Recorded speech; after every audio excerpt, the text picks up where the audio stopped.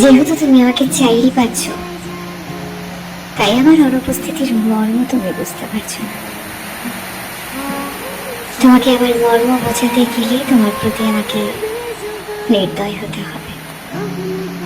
এর ফলাফল তুমি চিন্তিত হবে, ভেঙে পড়বে। আমি তা চাই না,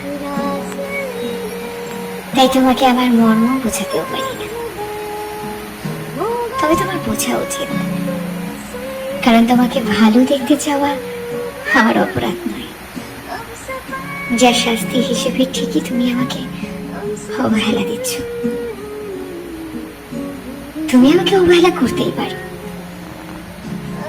কিন্তু তার আগে তোমার প্রয়োজন নিজেকে শক্ত করা। কারণ আমি যদি তোমাকে অবহেলা করার সুযোগ না দিই, তুমি কখনোই আমাকে অবহেলা করতে পারবে না। তবে আমি অবহেলা ফিরিয়ে দিলে তুমি আশ্চর্য রকম ব্যথিত হবে। তোমাকেও কেউ অবহেলা করতে পারে, এটা তুমি মেনে নিতে পারবে না, কারণ তুমি অভ্যস্ত নও।